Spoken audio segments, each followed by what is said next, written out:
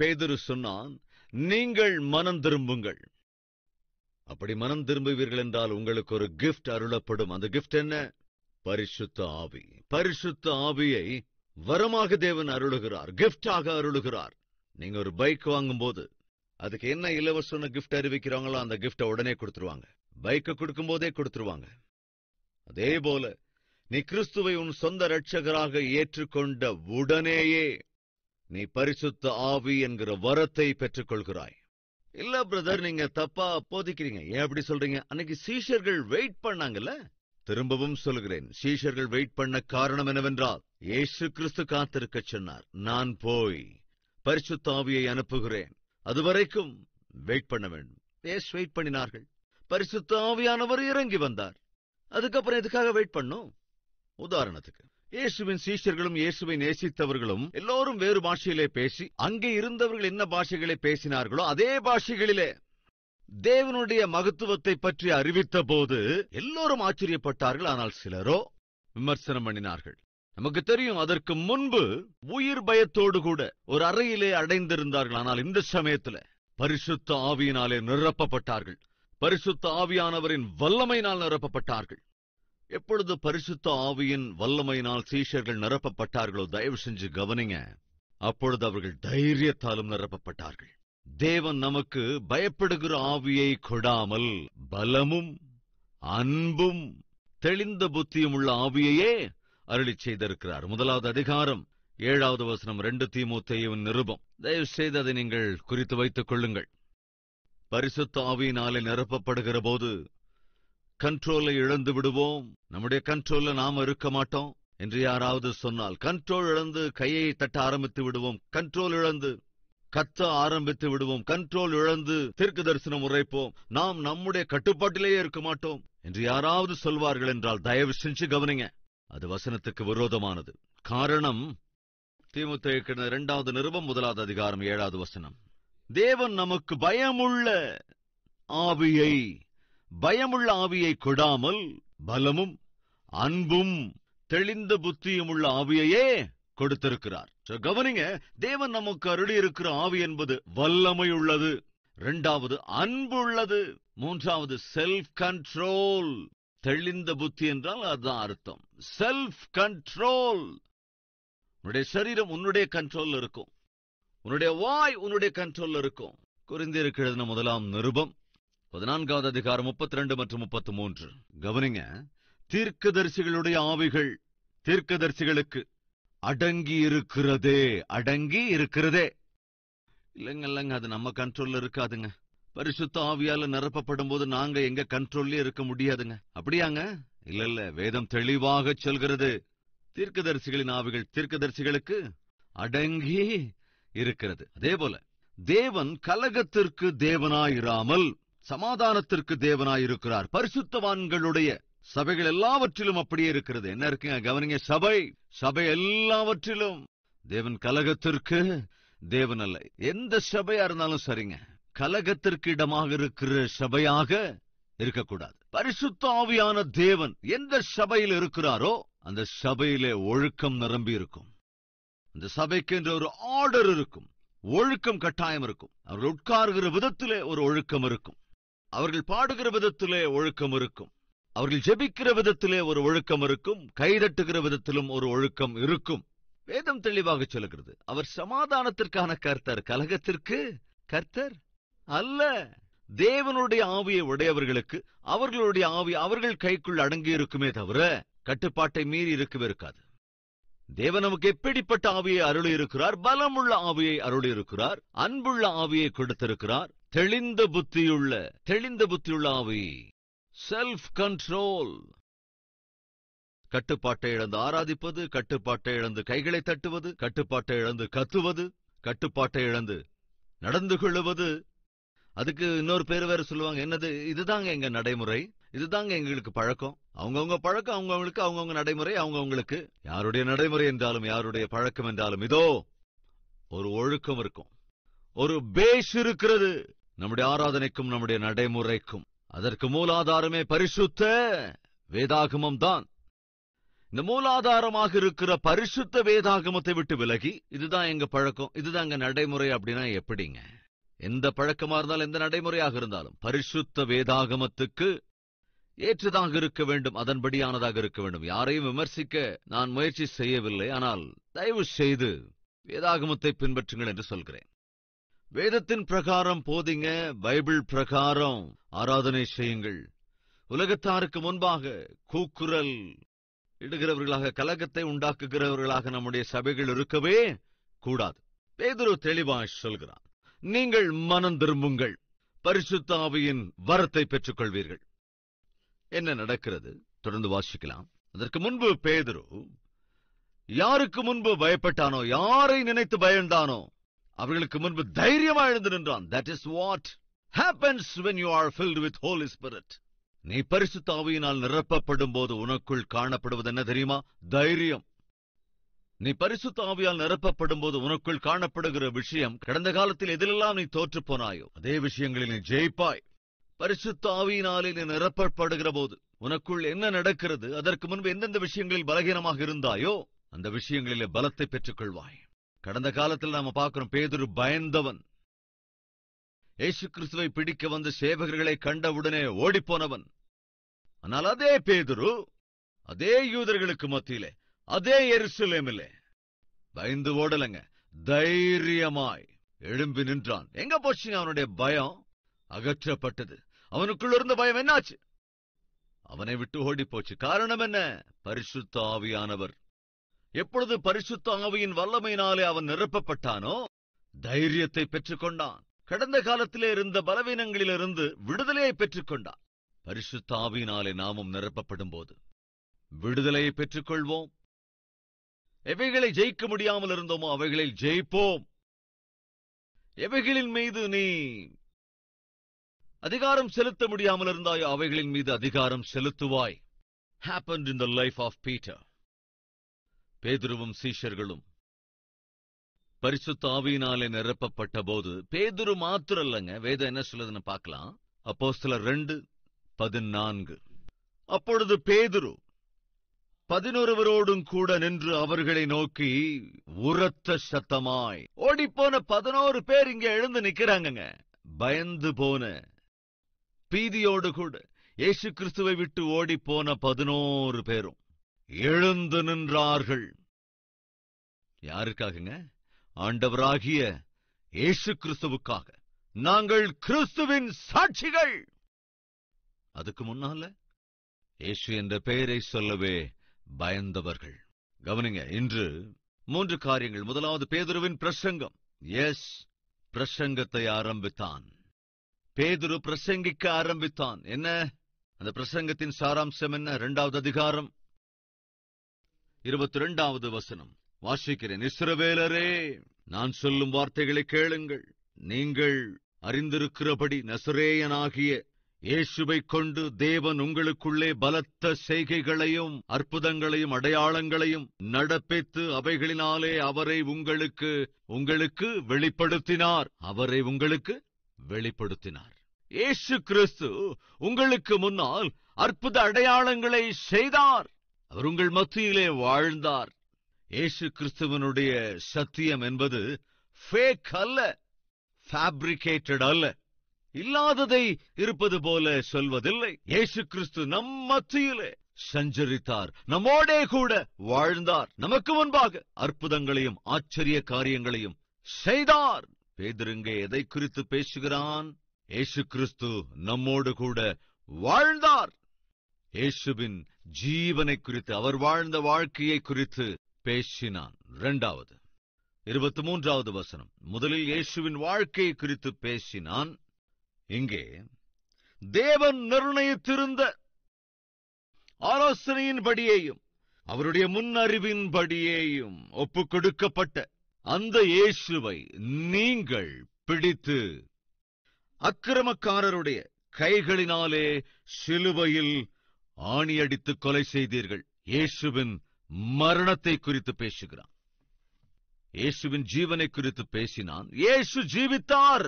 இயேசு கிறிஸ்துவை குறித்ததான சரித்திரம் கட்டுக்கதை அல்ல, அது ஒரு உவமை அல்ல. இயேசு கிறிஸ்துவின் வாழ்க்கை உண்மை. இயேசு நம்மோடே கூட சஞ்சரித்தார், உண்மை. இயேசு கிறிஸ்து நம் கண்களுக்கு முன்பே அற்புத அடையாளங்களை செய்தார், உண்மை. இப்படி முதலில் பேதுரு இயேசு கிறிஸ்துவின் ஜீவனை குறித்து, வாழ்க்கையை குறித்து பேசினான். அடுத்ததாக, அப்பேற்பட்ட இயேசுவை நீங்கள் கொலை செய்தீர்கள், சிலுவையில் அறைந்தீர்கள் என்று தேவனுடைய அநாதி தீர்மானத்தின்படி பாவியான மனிதனுக்காக தம்முடைய குமாரன் சிலுவையில் அறையப்பட வேண்டும் என்று தேவனை நிர்ணயித்திருந்தார். அப்படியே நீங்கள் சிலுவையில் அறைந்தீர்கள் என்று இங்கே இதை குறித்து பேசுகிறான். இயேசுவின் மரணத்தை குறித்து பேசினான். மூன்றாவது, தொடர்ந்து வாசிக்கலாம், 24வது வசனம். தேவன் அவருடைய மரண உபாதிகளின் கட்டை அவிழ்த்து அவரை எழுப்பினார். அவர் மரணத்தினால் கட்டப்படக்கூடாதிருந்தது, எழுப்பினார். இங்கே எதை பற்றி பேசுகிறான்? இயேசுவின் உயிர்த்தெழுதலை குறித்து பேசுகிறான். பேதுரு அங்கே பிரசங்கித்தான். பயந்து பிரசங்கிக்கவில்லை, பயத்தோடு பிரசங்கிக்கவில்லை. எந்த பிரஜைகளுக்கு மத்தியிலே ஒரு காலத்தில் இயேசு கிறிஸ்து என்ற பெயரை சொல்லவே பயந்தானோ அதே பிரஜைகளுக்கு மத்தியில் இப்பொழுது பேதுரு பிரசங்கம் பண்ணுகிறான். தேவனுடைய ஆவியின் வல்லமையினால் நிரப்பப்பட்டவனே இயேசுவின் ஜீவனை குறித்து, அவருடைய ஜீவியத்தை குறித்து பேசினான். இயேசுவின் மரணத்தை குறித்து பிரசங்கித்தான். இயேசுவின் உயிர்த்தெழுதலை குறித்தும் பேசினான். இவைகளைத் தொடர்ந்து 33வது வசனம், 32 இந்த இயேசுவை தேவன் எழுப்பினார், இதற்கு நாங்கள் எல்லாரும் சாட்சிகளாயிருக்கிறோம். அவர் தேவனுடைய வலது கரத்தினாலே உயர்த்தப்பட்டு பிதா அருளிய வாக்குத்தத்தத்தின்படி பரிசுத்த ஆவியை பெற்று நீங்கள் இப்பொழுது காண்கிறதும் கேட்கிறதும் ஆகிய இதை என்ன செய்தார்? பொழிந்தருளினார். பரத்துக்கேறினதை குறித்து பேசுகிறான். இயேசுவின் வாழ்க்கை மற்றும் மரணத்தை குறித்து பேசினான். இயேசுவின் உயிர்த்தெழுதலை பற்றியும் பேசினான். எஸ், இயேசு கிறிஸ்து இந்த பூமியிலே வாழ்ந்தார், அவர் பிறந்தார், வாழ்ந்தார், அது உண்மை.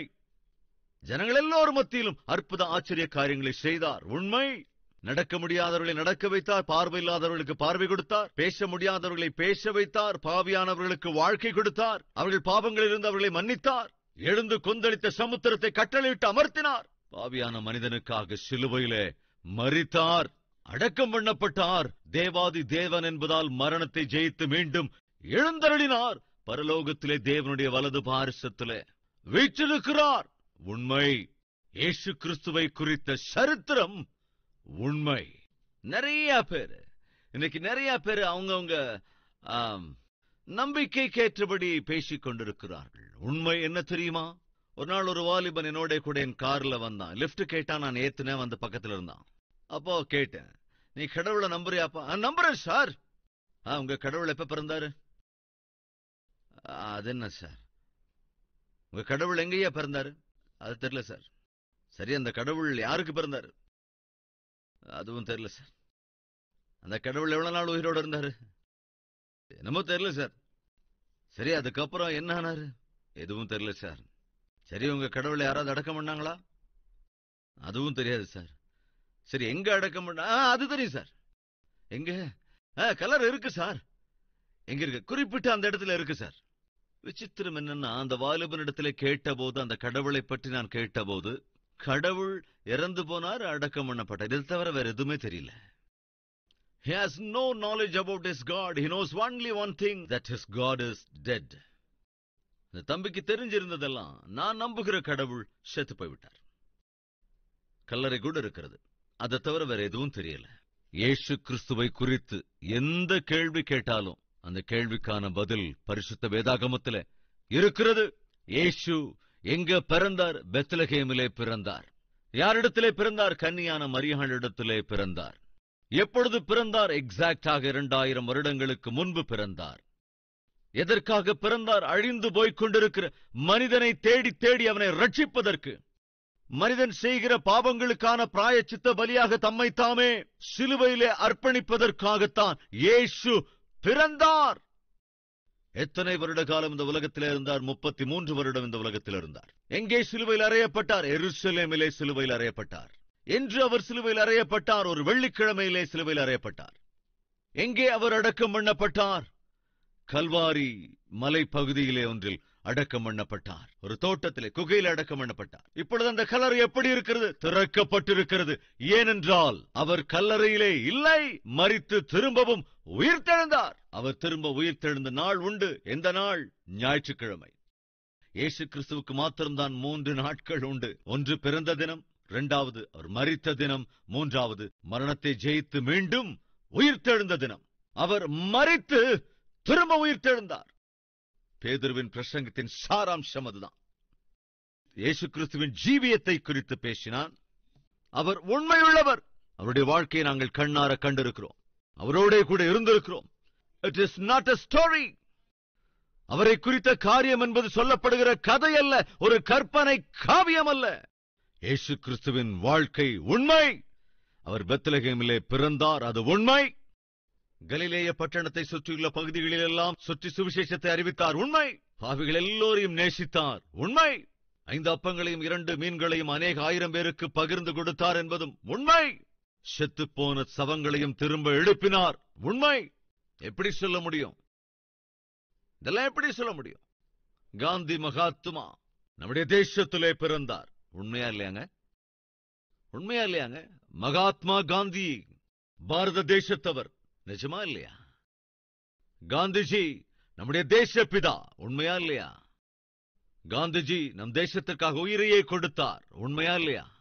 உண்மையா இல்லையாங்க? உண்மைங்கிறவங்க கை வைத்துங்க பார்க்கலாம். காந்திஜியை நீங்க பார்த்திருக்கீங்களா? காந்திஜி நம் தேசத்துக்காக போராடியதை நீங்க பாத்தீங்களா?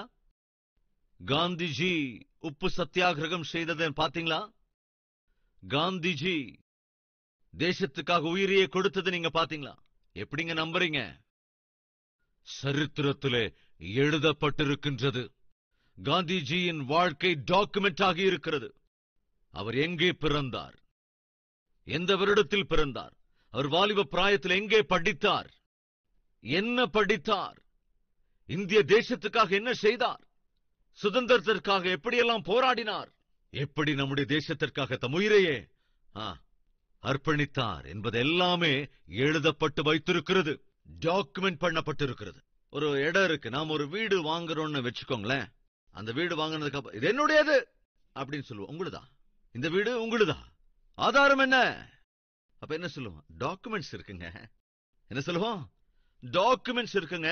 இந்த இடம், இந்த நிலம் என்னுடையது. என்ன ஆதாரம்?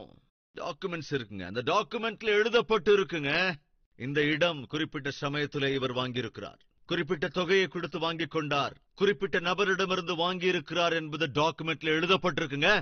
எந்த இடமா இருந்தாலும் நிலமா இருந்தாலும் உனக்குரியது எதுவையும் என்னுடையது என்று சொல்வதற்கு ஆதாரம் டாக்குமெண்ட். இயேசு கிறிஸ்துவனுடைய பிறப்பு, இயேசு கிறிஸ்துவின் வாழ்க்கை, இயேசு கிறிஸ்துவின் மரணம், மரணத்தை ஜெயித்து மீண்டும் இயேசுவின் உயிர்த்தெழுதல் டாக்குமெண்ட் பண்ணப்பட்டிருக்கிறது. அது எழுதப்பட்டிருக்கிறது. அதை ஒருவராலும் மாற்றவே முடியாது. பேதுருவின் பிரசங்கம் அற்புதமான பிரசங்கம். இயேசு கிறிஸ்துவின் ஜீவியத்தை குறித்து பேசினான். அவர் வாழ்ந்தார், உண்மை. அவரை நீங்கள் சிலுவையில் அறைந்தீர்கள், எனவே அவர் உங்களுக்காக எங்களுக்காக மரித்தார், உண்மை. 3ஆம் நாளிலே தேவன் மரணத்தினின்று அவரை மீண்டும் எழுப்பினார், மரணத்தை ஜெயித்து மீண்டும் உயிர்த்தெழுந்தார், அது உண்மை. அவர் பரத்துக்கு ஏறி போயிருக்கிறார். அங்கே தேவனுடைய வலது பார்சத்திலே இந்த வேளையிலே அமர்ந்திருக்கிறார். நமக்காக அவர் விண்ணப்பம் செய்து கொண்டிருக்கிறார். அப்பட்டமான உண்மை. இவ்வளவு தைரியமாக பேதுரு அந்த இடத்திலே நின்று பிரசங்கம் செய்வதற்கு அவன் பரிசுத்த ஆவியினாலே நிரப்பப்பட்டான். யார் ஒருவன் பரிசுத்த ஆவியினாலே நிரப்பப்படுகிறானோ அவன் பெலனோடே கூட வாழ்வான். அந்த நபர் அழிந்து போகிற ஆத்துமாக்களை குறித்த பாரத்தையும் அன்பையும் அக்கறையும் உள்ளவனாக வாழ்வான். அந்த நபர் தன்னுடைய சரீரத்தை, தன்னுடைய ஜீவனை தேவனுடைய உதவியோடு கூட கட்டுப்பாட்டுக்குள் வைத்துக் கொள்வான், தன்னுடைய கண்ட்ரோலுக்குள் வைத்துக் கொள்வான். தேவன் நமக்கு பயமுள்ள ஆவியை கொடாமல் வேற எப்படிப்பட்ட ஆவி? பலமும் அன்பும் தெளிந்த புத்தியையுள்ள ஆவியையே அருளியிருக்கிறார். அந்த தேவனுடைய ஆவியினாலே நிரப்பப்பட்ட பேதுரு ஒரு காலத்திலே பயந்தவன், ஆனால் இப்பொழுது பயப்படுகிறவன் அல்லவே அல்ல. ஒரு காலத்தில் சீஷர்கள் எல்லாருக்கும் முன்னால் இவன் தான் ஓடி போனான். ஆனால் அதே பேதுரு 11 சீஷர்கள் எல்லோருக்கும் முன்பாக எழுந்து நிலை நின்று ஆண்டவருக்கு சாட்சியாக ஜீவித்தான். இயேசு கிறிஸ்துவை குறித்த முதல் பிரசங்கத்தை பேதுரு தாங்க செஞ்சான். இயேசு ஜீவனுள்ளவர். இயேசு பாவியான மனிதருக்காக சிலுவையிலே அறையப்பட்டவர். இயேசு இந்த பூமியிலே நமக்காக பிறந்து வாழ்ந்தவர். அவர் மரித்து திரும்ப உயிர்த்தெழுந்து பரலோகத்திற்கு ஏறி போயிருக்கிறவர். இந்த அற்புதமான சம்பூர்ண சுவிசேஷத்தை முதலாக பிரசங்கித்தவன் அப்போஸ்தலனாகிய பேதுரு. எப்படி சாத்தியமாயிற்று? பரிசுத்த ஆவியின் வல்லமையினாலே நிரப்பப்பட்டான் என்பதா. அவருடைய பலனால் அவன் நிரப்பப்பட்டதினாலே அற்புதமான அந்த பிரசங்கம் செய்தான். அந்த பிரசங்கம் எனக்கும் இன்று ஆசீர்வாதமாய் இருந்தது என்பவர்கள் இந்த ஜெபத்திலே ஒருமனப்படுகிறீர்களா? வாருங்கள் ஃப்ரெண்ட்ஸ், சேர்ந்து ஜெபிக்கலாம்.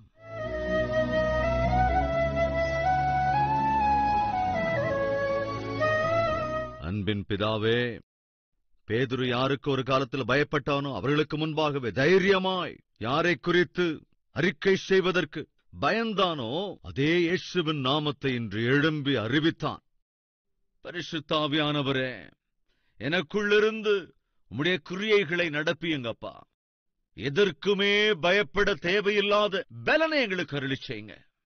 உமக்கு சாட்சிகளாய் வாழ்கிற பலனை எங்களுக்கு அருளி செய்யுங்கப்பா. எதற்குமே அஞ்சாமல் உம்முடைய பிள்ளைகளாய் நாங்கள் வாழ்கிற பலனை எங்களுக்கு அருளி செய்யுங்க. அதேபோல் அழிந்து போய்க் கொண்டிருக்கிற ஆத்துமாக்களை பார்க்கிற போது அவர்கள் மீது குற்றம் சுமத்தாமல் அவர்களிடத்தில் அன்பாக பேச வேண்டும். சபையோருக்கு மத்தியிலே அன்பு, குடும்பத்தார் மத்தியிலே அன்பு, பகைவர்களின் மீதும் கூட அன்பு, அழிந்து போகிற ஆத்துமாக்களின் மீது அன்பு எங்களுக்குள் வர வேண்டும் ஐயா. எங்கள் ஆவி, ஆத்துமா, சரீரத்தின் மீது முழுமையான ஆண்டவரே அதிகாரத்தை எங்களுக்கு அருளி செய்யுங்க. சரீரத்திற்கு இணங்காமல் நிலையாக நிற்கிற கிருபை எங்களுக்கு அருளி செய்யுங்கப்பா.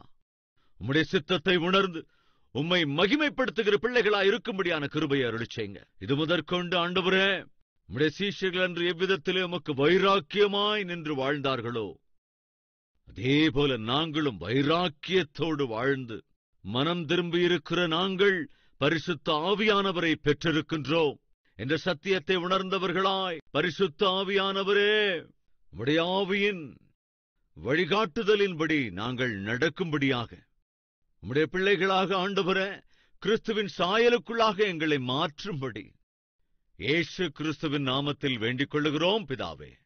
ஆமென்.